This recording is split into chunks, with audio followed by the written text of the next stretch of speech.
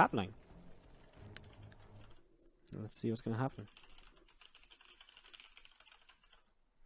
So, going to jump on it and see how this will go. It's our next best of two. So again, 2 maps here between these players, and we're going to be once again starting on the map pick of JimRising. The blue Zerg player to the top left, and he picks Whirlwind for game number 1. Second map will be Echo, the map pick of our red Terran player to the bottom right hand side. The man, the machine, INnoVation. Spect, I really don't know what you're talking about, because you're asking about playoffs, and then you're talking about USA. This isn't a qualification by region event.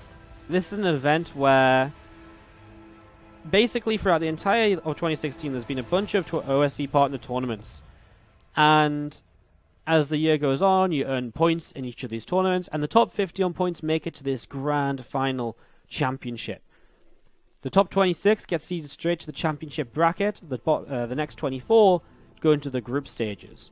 12 players advance through the groups. They play in 6 best-of-5s. The 6 best-of-5 which are then playoffs, which qualify into the championship bracket, leaving us with 32 players in the championship bracket, and going on from there. So I'm just a little bit confused, because I'm not quite sure where USA comes into this on Nathanias or anything. I'm just a little bit confused as to what you're asking. So maybe I'm probably misunderstanding the question completely, but I don't know. I don't see where we're missing each other here. Anyways, we kick this off and look to see what will happen in this cross map on Whirlwind. Obviously, JimRising lost cross map on Whirlwind against BO2, and then went on Daybreak. So setting up into this, we'll see what's going to happen. I mean, INnoVation just already opening with such a standard build order here. Second racks on the way down. Nothing crazy about that. It's very standard. It's very straight up. It's just like, okay, building a second barracks. That's cool. Set this up. Get ready to go. Nice. So, second rack's coming up. Going to be an early stim. Some medevacs as well to move across the map with and to get some pressure done with. There's a couple of Zerglings popping out right now from JimRising. They're going to be heading towards the center of the map and looking to see what else is going on as well. There's a couple of Zerglings continue to move around over here, and just going to be seeing that Reaper for INnoVation going to be popping up in towards the main base. So Reaper of INnoVation popping up in towards the main. Going to be targeting down a couple of these drones right now, and Queen is going to push that Reaper back. So just going to be pushing that away, and we're just going to be seeing the factory on the way up as well from INnoVation right now too. So stim pack starts. Very standard build for Minnow. And we just wait to see what exactly JimRising will get up to. You went for very early mutas on this map in the previous game on Whirlwind. So he could do something similar again. We shall see. We shall see. Queen's just starting to push their creep spread out into the map as well right now. Creeping up at the front of this natural expansion. And the Reaper from INnoVation continue to head down back home to the bottom right, where I guess at this point in the game he's sort of just wanting to kind of keep the Reaper alive. I think there was actually a Zergling that managed to make his way through. So with that Zergling making it through to the main base, he was able to kind of just do a little bit here and there. I guess maybe forcing the Reaper back. In the end, though, the Reaper's just going to stay kind of passive. Ling speeds up, so he doesn't want to lose it for no reason. And there's the hatchery going to come down. He's got lots of gas in the bank, no nubitized carapace, so very likely we're going to be seeing a fairly quick lair here. And this is exactly what we did last time. Bailing nest and a lair coming in at pretty much the same timing. There is the lair once again. So we are just going to set up into this and have a little bit of a look to see what sort of direction we end up going in. Stimpack just over halfway done. And we're going to be seeing these Marines just continue to come out here. Starport will move on over. We'll land onto that reactor, and just going to be seeing a couple of medevacs on the way out. So getting in towards this 2-1-1 setup. First 2 medevacs on the way. And we're just going to be seeing the bunker just getting set up as well. So I guess a bunker, or at least a completion of the wall. He might add on the engineering bay here now just to complete the wall. Either way, he wants the wall to be completed. So he wants to make sure the wall is filled up. And as the wall gets filled, he's going to be able to just be safe in the knowledge that no counterattack will be too detrimental. Actually, double engineering base the wall. Perfect. So as engineering base in the wall, there goes the Marines into the medevacs, and off and away we go. Out onto Whirlwind for the early stages of this game. I mean, INnoVation, if we kind of compare builds to what BO2 did earlier, INnoVation's attack will hit a lot sooner. And because of the timing on that Spire, well, JimRising will not have his Mutalisk up for quite some time. So we're just going to be seeing the Marines are starting to unload here up the right hand side, and again, a couple of queens from JimRising just sat in this mineral line, a hatchery up here as well. And here we go, these Marines are just going to be stimming forward. It's going to be seeing one queen getting targeted down right away, and well, already good damage. I mean, one queen picks up, loses absolutely nothing, kills a creep teamer as well. I mean, that's already a pretty successful attack, as the next medevac coming up to the top side of the map right now as well. Just moving up here and getting ready to rumble. I'm just going to be seeing the Lings and Banes gathering together on the third base still. So still a few Lings and Banes setting up over here as the third Nexus, third medevac comes in with these units. And that's the sort of point where you do need Banelings to make sure you can keep on defending. Moving forward, we're going to see, well, INnoVation just going to be pulling back pretty quickly, actually.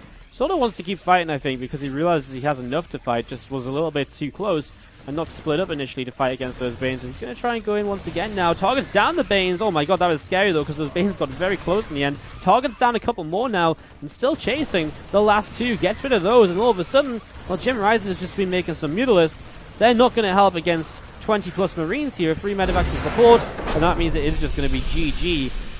INnoVation going to take game number 1 in one of the faster games. And then day 6 and 7 will be the 6th and 7th of January, and that is going to be the rest of the competition, which is the championship bracket, and that's where we begin to define a victor of this event. To the bottom right hand side, our blue Terran player. It is going to be none other than INnoVation. Again, the build from JimRising I really feel is just very weak to these sort of timings. It's definitely something which, again, especially against a top player like the INnoVation, is going to be taken advantage of. It's exactly what INnoVation did. I mean, what INnoVation did wasn't special. It was very standard. It's just with its crisp execution and timings, it just kills JimRising. Top left-hand side, we're going to be having our red Zerg player. It is going to be JimRising, formerly of OSC Root, now currently teamless as of today. And it's going to be a hatch gas pool for him to set up here on Echo, INnoVation's map choice. 2 Overwatch posters and no Diablo poster, GG. You know, I didn't actually ever see a Diablo poster at BlizzCon. If I'm going to be completely honest, I didn't ever see a Diablo poster, which is pretty crazy. Because they must have Diablo posters. But now I think about it, I just can't think of seeing a Diablo poster at BlizzCon. That's where my posters are from. They're from BlizzCon the last year or two. So, rip me. No Diablo poster. Didn't think about that. Crazy. Anyways, it is going to be this second game, which we're setting up into right now. And it is, once again, a second barracks for INnoVation, going into pretty much the exact same build order as what he used here in the first game of the series. So, nothing really surprising about that right just now. Very standard stuff, to be honest. So, just setting up into that second racks already. Do you see this Reaper of INnoVation heading up towards the top side? We'll be popping on in towards the natural here in the next couple of moments. Dropping down a grenade and just blasting a couple of drones around. And there's a couple of Zerglings coming in to chase, and the Reaper going to have to continue pulling away. So I'll just continue to trade right now then, and Reaper gets out of there just in time before he gets caught by those Zerglings. Again, I mean, for INnoVation, there's not much to talk about. He's doing pretty much the exact same build. Now, in JimRising, doing something a little bit different, if I'm not mistaken. He's pulled out of gas much more so than he did in the last game. And so you will not go for the fast spire. We'll probably look towards a third hatchery in the next half minute or so, if not sooner. And we'll just be going in and kind of going from there. Goes back into gas now. I'd be very surprised if he tried to do the same thing again. I mean, I guess he could do the same thing again. I guess he could just say, hey, you know what? I feel as though I know what I lost to, I know how I lost, and I know how to fix it. So I won't let it happen the second time. I'll actually get to play my mid-game. On the other hand, maybe he just says, well, okay, that killed me. Let's play this completely differently now. Just goes back into gas, and I mean, at this point, I guess he's getting ready to drop down a third hatch, and I guess he will have the gas to start a lair, Bane and Nest, exactly as he did in game number 1. So I didn't pay as much attention to his kind of gas timings there, and kind of when he pulled out gas and when he didn't. So I guess it's very similar though right now. Let's see how the follow-up's going to be. Bane and Nest and lair in the main base. Yes, no, maybe. Yes, it is. Okay.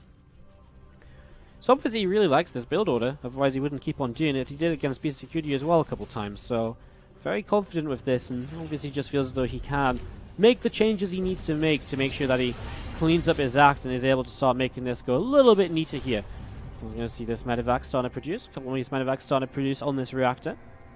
A couple of these medevacs going to be popping out shortly. Currently rallied towards this forward location. Rallied towards this supply depot. Going to see another engineering bay to fill the gap. Going to be actually the double engineering bays coming down once more. We had a little bit of a phase where a lot of players were actually only building the single engineering bay while going up to 3 bases, just to have a bit more of an aggressive follow-up with the +1 combat shields and a few more units hitting in a bit faster. But we're kind of going back towards the double engineering base sort of playstyle with the 3rd base coming in behind it now. So that's exactly what we see INnoVation heading towards.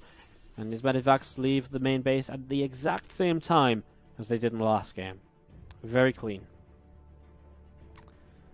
So these 2 medevacs coming up, and, well, we wait to see if there's going to be any differences. Now, there's already Ling Bane waiting. So there's already some units here to help. I mean, there was the units here to help the last time as well, though. Maybe a few less Banelins this last time, as, oh no, he just runs them forwards to INnoVation. Snipes down all but 2, and, well, that's already some good stuff for him. 3 more Banes start to morph in.